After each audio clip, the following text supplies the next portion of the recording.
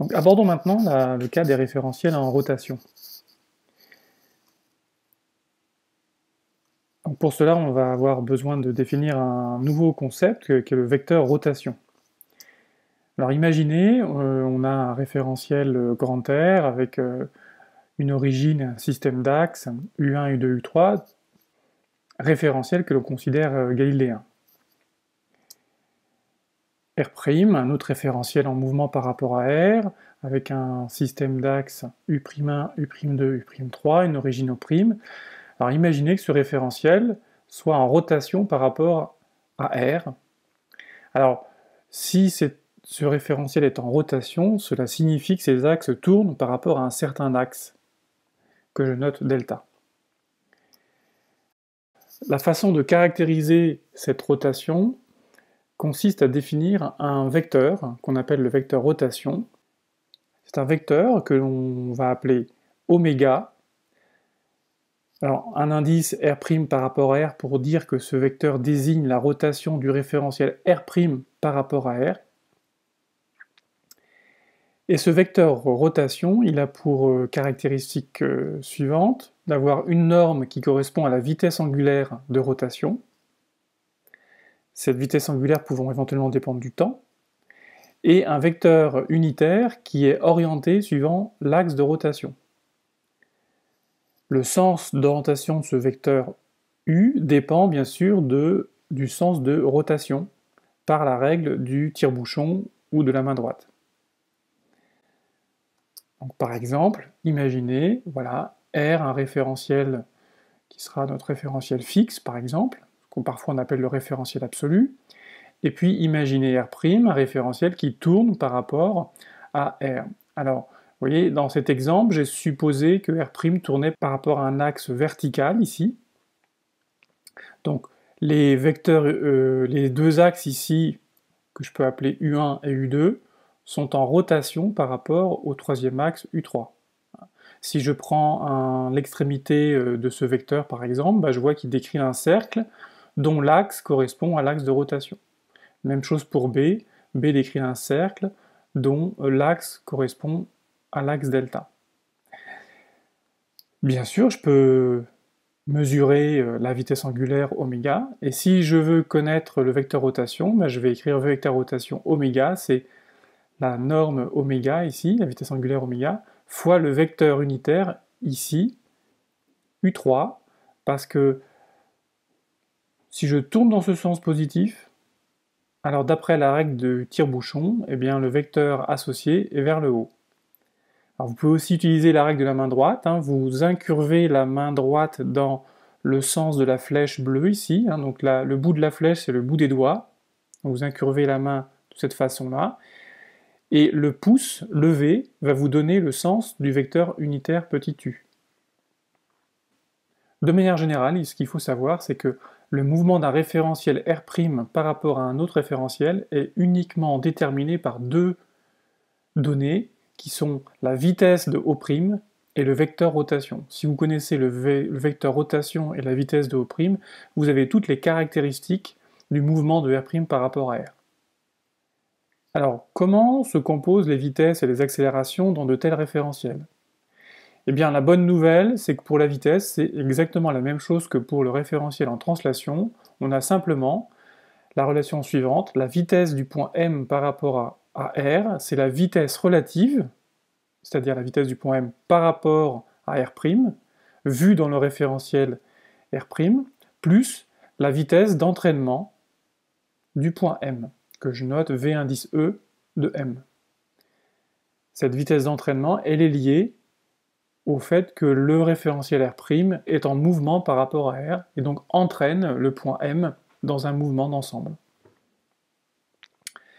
Donc ça, c'est la même chose que pour le référentiel en translation. La seule nuance, c'est que dans le cas du référentiel en translation, la vitesse d'entraînement, c'était la vitesse de O'. Alors quand on est en rotation, ce n'est plus le cas. Je vous dirai comment on calcule la vitesse d'entraînement tout à l'heure. Pour ce qui est de l'accélération, là il y a une petite nouveauté. L'accélération du point M par rapport à R se décompose en trois termes. l'accélération de m vue par un observateur dans R', qu'on appelle l'accélération relative, plus l'accélération d'entraînement,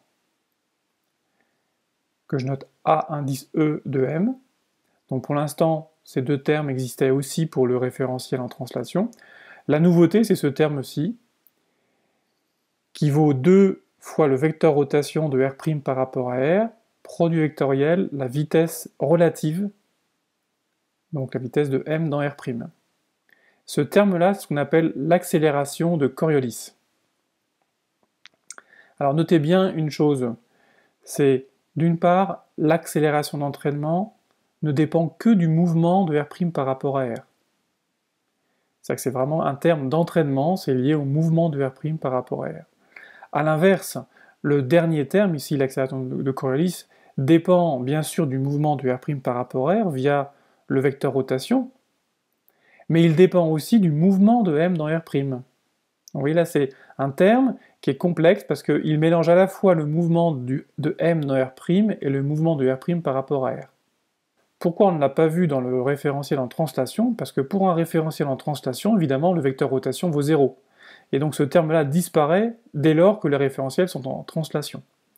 Donc dans tout référentiel en translation, que ce soit rectiligne ou circulaire ou curviligne en général, il n'y a pas d'accélération de Coriolis. Juste pour revenir sur la vitesse d'entraînement et l'accélération d'entraînement, en fait ces deux termes s'obtiennent simplement. La vitesse et l'accélération d'entraînement s'obtiennent en supposant le point m fixe dans R'.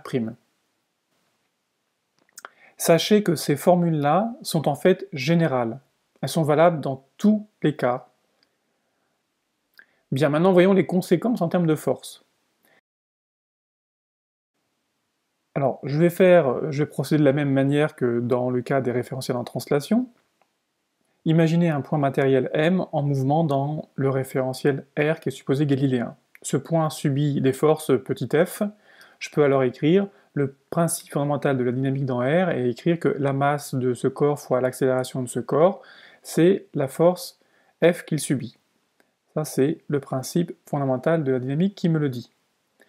Si maintenant j'écris la composition des accélérations en remplaçant l'accélération ici par l'accélération relative, plus l'accélération d'entraînement, plus l'accélération de Coriolis. J'obtiens quoi? Eh bien j'obtiens m fois l'accélération de m dans R' est égal à f plus un terme qui est la force d'inertie d'entraînement et un terme qui est la force d'inertie de Coriolis. Ici, FIE, ce sera comme avant, moins la masse fois l'accélération d'entraînement, qu'on appelle la force d'inertie d'entraînement, et FIC, moins 2m oméga vectoriel V de m dans R', qui est la force d'inertie de Coriolis. Autrement dit, on trouve que dans le référentiel R', eh bien, tout se passe comme si on pouvait appliquer le PFD en écrivant m fois l'accélération de m dans R' est égal à la somme des forces, à condition que dans le bilan des forces, j'introduise deux nouvelles forces. La force d'entraînement qu'on a déjà rencontrée dans les référentiels en translation, et là une nouvelle force qui est la force de Coriolis. Juste une petite précision, je ne vous demande pas de retenir l'expression de cette force de Coriolis, on vous la donnera si vous en avez besoin dans un texte, mais ce que je vous demande de retenir, c'est que dans un référentiel non galiléen, il y a deux forces d'inertie qui apparaissent, l'une qui est la force d'entraînement qui vaut moins m fois l'accélération d'entraînement, et l'autre qui est moins m fois l'accélération de Coriolis. Alors voyons ensemble quelques exemples d'applications. Une première application importante, c'est la notion de force centrifuge. En fait, la force centrifuge, c'est une force d'entraînement particulière. C'est une force d'entraînement qui apparaît dès lors qu'on a un référentiel R' en rotation par rapport à un axe fixe.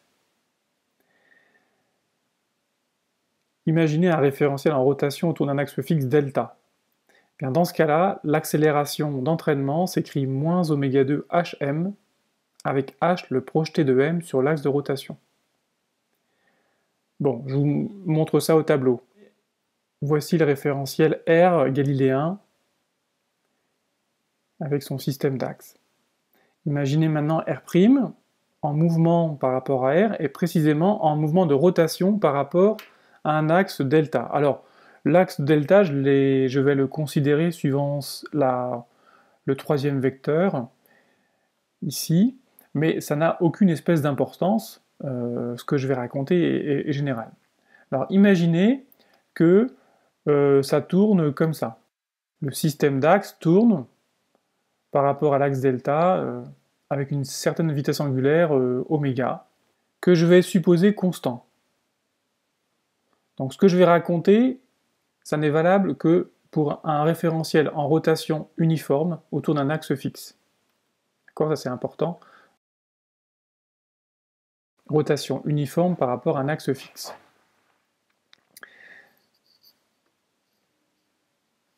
Alors imaginez que le point M, à un instant t, se trouve ici. Je cherche à exprimer l'accélération d'entraînement. Alors, ce point M, il a un mouvement par rapport à R qui peut être plus ou moins compliqué, je ne sais pas, je vais le mettre en noir, voilà, imaginez que, voilà la trajectoire de M dans le référentiel R. Alors, je cherche à exprimer l'accélération d'entraînement. Pour cela, il faut que j'identifie le mouvement d'entraînement. Ce que je vous ai dit, c'est que le mouvement d'entraînement, c'est le mouvement qu'aurait le point M s'il était fixe dans R'. Imaginez un point fixe qui coïncide avec M à l'instant t. Ce point, il est fixe dans R'. Et si maintenant vous imaginez R' en mouvement, donc qui est en rotation, que va décrire ce point? Eh bien, ce point va décrire un cercle d'axe delta et dont le rayon correspond à ceci. Pour avoir le rayon, je dois projeter le point M à l'instant t sur l'axe delta. Alors ce point-là, je l'appelle H. C'est le projeté orthogonal de M sur l'axe delta. Le mouvement d'entraînement, c'est donc un mouvement circulaire, uniforme, puisque oméga est constant, de rayon HM. Donc, à partir de là, vous êtes capable de trouver à la fois la vitesse d'entraînement et à la fois l'accélération d'entraînement. Comment j'obtiens la vitesse d'entraînement? Eh bien, la vitesse d'entraînement, je ne vais pas en avoir besoin, mais je l'écris quand même pour vous montrer qu'on peut l'obtenir. Je vais le dessiner. La vitesse d'entraînement, eh bien, comme on a un mouvement circulaire, eh bien, la vitesse elle est tangente au cercle. Alors, voilà, je l'écrirai comme ceci. Tangente au cercle de rayon HM. Donc, si je veux écrire la formule de la vitesse, j'écrirai R oméga, donc HM fois oméga, et suivant le vecteur tangent. Alors ça, vous pourrez vérifier, ça s'écrit oméga, produit vectoriel HM. Alors en effet, le vecteur rotation, je ne l'ai pas dessiné, mais le vecteur rotation, il est comme ceci. Le vecteur rotation est suivant l'axe de rotation, et il est vert dans cette direction-là, compte tenu du sens de rotation. Si vous appliquez la règle du tire-bouchon, vous voyez qu'on a oméga comme ça. Alors si vous faites oméga vectoriel HM, vous pouvez vérifier avec la main droite, vous mettez oméga sur le pouce de la main droite, HM sur l'index de la main droite, vous verrez le résultat, c'est-à-dire le majeur, vous donne la direction du vecteur vitesse d'entraînement. Ça, c'est la vitesse d'entraînement dans le cas d'un mouvement de rotation uniforme par rapport à un axe fixe. Mais je peux aller encore plus loin. Que vaut l'accélération d'entraînement? Eh bien, l'accélération d'entraînement, c'est l'accélération d'un mouvement circulaire uniforme. Or, vous savez que l'accélération d'un mouvement circulaire uniforme, c'est un terme centripète, c'est l'accélération normale en fait, hein, donc c'est celui-ci. Donc ça, c'est l'accélération centripète. Et vous savez que l'accélération centripète, c'est r oméga 2. Donc c'est hm fois oméga 2, suivant le vecteur normal, c'est-à-dire moins oméga 2 hm. Ce vecteur, il est bien dirigé de m vers h. D'accord ? C'est un vecteur centripète. Voilà la formule de l'accélération d'entraînement dans le cas où r' est en rotation uniforme. Ça, c'est un terme que vous pouvez retenir, c'est une formule qu'on a déjà vue dans le cas d'un mouvement circulaire.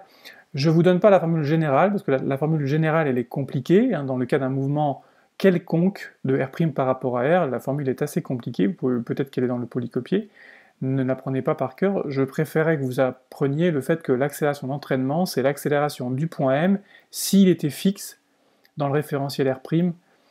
Alors je reviens maintenant sur la force centrifuge. On a l'accélération d'entraînement.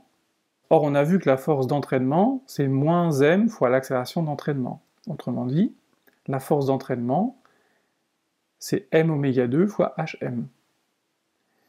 Cette force est donc dirigée de h vers m. Alors si je la dessine ici, cette force d'entraînement, que je vais dessiner peut-être en bleu, elle serait donc comme ceci. En fait, cette force, on l'appelle souvent une force centrifuge, à l'opposé de centripète. On devrait plutôt dire axifuge, parce que c'est une force qui fuit plutôt l'axe de rotation plutôt qu'un point.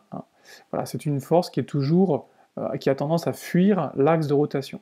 Donc cette force, qu'on appelle la force centrifuge, qui est toujours orientée de h vers m, et qui est d'autant plus grande que la vitesse angulaire de rotation est importante. Notamment, ça varie comme le carré de la vitesse angulaire, mais ça varie aussi avec la distance hm. Plus on est loin de l'axe, plus la force est importante. Alors, cette force centrifuge, vous en connaissez les manifestations dans la vie courante sans problème. Donc, imaginez que vous soyez dans un véhicule qui prend un virage circulaire de centre ce point-là. Je définis un référentiel R' qui va tourner avec le véhicule. Donc par exemple, cet axe-là pointe toujours vers le véhicule. Donc quand le véhicule tourne, prend le virage, eh bien l'axe ici va tourner également. Donc ce référentiel R' est en rotation avec une vitesse angulaire oméga. Alors oméga est donné par la relation V égale R oméga. Si je connais la vitesse du véhicule, comme je connais le rayon du virage, j'ai V égale R oméga, donc je peux trouver le vecteur rotation de ce référentiel. Alors si je tourne dans ce sens-là, bien évidemment, d'après la règle du tire-bouchon, le vecteur rotation sort du tableau. La force que je ressens dans le véhicule, du fait d'être dans un référentiel qui n'est pas galiléen et qui est en rotation, eh bien cette force d'entraînement est une force centrifuge qui sera égale à la masse fois le rayon du virage fois la vitesse angulaire au carré, et cette force sera centrifuge. Donc je l'ai dessiné ici. Donc si je tourne à gauche pour le conducteur, je ressens une force vers la droite. Donc ça, vous l'avez tous constaté. Donc ça, c'est un exemple de force centrifuge que l'on ressent tous. Alors en fait, on ne la ressent pas, encore une fois, c'est pas une vraie force. Ce qu'on ressent, c'est plutôt la force qu'exerce la ceinture de sécurité qui va nous compenser cette force pour nous empêcher justement de sortir du véhicule par la force d'inertie d'entraînement. Encore une fois, si on interprète les choses dans le référentiel galiléen, donc à savoir le référentiel terrestre, dans le référentiel terrestre, si on n'a pas de ceinture de sécurité, si on est assis sur un fauteuil, s'il n'y a pas de frottement, la réaction du fauteuil compense le poids, on est dans une situation pseudo-isolée, et en vertu du principe d'inertie, eh bien, on doit avoir un mouvement rectiligne uniforme. Si on avait un mouvement rectiligne uniforme, ben, on irait tout droit, comme ceci, voilà, et pendant que le véhicule prend le virage, eh bien évidemment, ça voudrait dire qu'on sortirait du véhicule, et donc on se déplacerait dans ce sens-là en sortant du véhicule. Évidemment, la ceinture de sécurité nous empêche de sortir, et c'est comme ça qu'on ressent l'effet de cette force centrifuge. Un autre exemple très important, c'est la notion de pesanteur. Alors, je voudrais rappeler les différents référentiels qui interviennent dans la physique terrestre. Vous avez ici la planète Terre, vous avez ici l'axe des pôles, l'axe sud-nord ici. Vous avez le référentiel géocentrique qui est lié au centre de la Terre, que je vais ici supposer galiléen, et vous avez ici le référentiel lié à la surface de la Terre, qu'on appelle couramment le référentiel terrestre. R' est un référentiel en mouvement par rapport au référentiel géocentrique. Puisque la Terre tourne autour de l'axe des pôles, alors, vous voyez, la Terre tourne comme ceci autour de l'axe des pôles.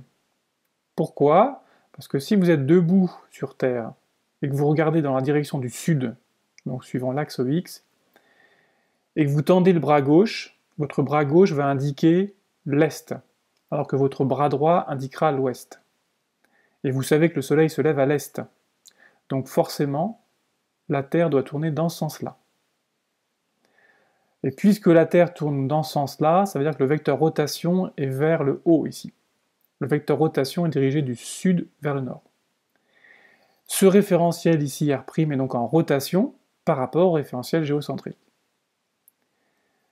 D'accord? Donc en fait ici, je résume, on a un référentiel géocentrique qu'on va supposer galiléen, en première approximation, et on a un référentiel terrestre en rotation autour de l'axe des pôles, et dont le vecteur rotation s'écrit oméga fois le vecteur unitaire qui va du sud vers le nord, qui est ici vertical.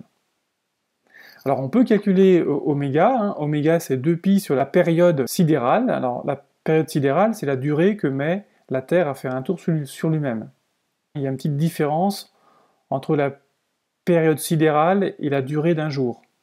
En fait, la Terre doit faire un petit peu plus d'un tour pour retrouver le Soleil au zénith à midi. De sorte que la période qui correspond à la durée d'un jour est plus grande que la période qu'il faut à la Terre pour faire un tour sur lui-même. Il y a une petite différence de quelques minutes. En fait, la période sidérale, c'est pas 24 heures, mais c'est 23 heures et 56 minutes. Quand vous calculez la vitesse angulaire correspondante, vous trouvez 7,3 10 puissance moins 5 radians par seconde. Je reprends la Terre. Vous êtes sur Terre. Comment vous définissez la pesanteur? Eh bien, on fait ce que tous les ouvriers du bâtiment font. Pour savoir où est la verticale, on prend un fil à plomb, un bloc de plomb sur un fil, on attend le repos, et le fil doit indiquer la direction de la pesanteur. Et c'est comme ça qu'on définit la pesanteur. Alors précisément, le poids, c'est par définition l'opposé de la tension du fil qui s'exerce sur la masse. Donc, par définition, P c'est moins la tension du fil, et j'écris ça sous la forme m fois le champ de pesanteur. Alors, comment je vais obtenir le champ de pesanteur? Eh bien, je vais simplement faire un bilan des forces dans le référentiel terrestre, qui n'est pas galiléen. Alors, si j'écris le principe fondamental de la dynamique dans le référentiel terrestre, attention, je dois faire un bilan des forces, mais je ne dois pas oublier les forces d'inertie. Alors, au niveau des forces, des vraies forces, la masse ici ressent une première force de contact qui est celle du fil, hein, donc la force de tension. Et puis l'autre force est une force à distance, qui est la force d'attraction gravitationnelle liée à la Terre. Ça, ce sont les deux vraies forces que j'ai écrites ici. Ça, c'est la force de gravitation, m fois le champ de gravitation, plus la tension du fil.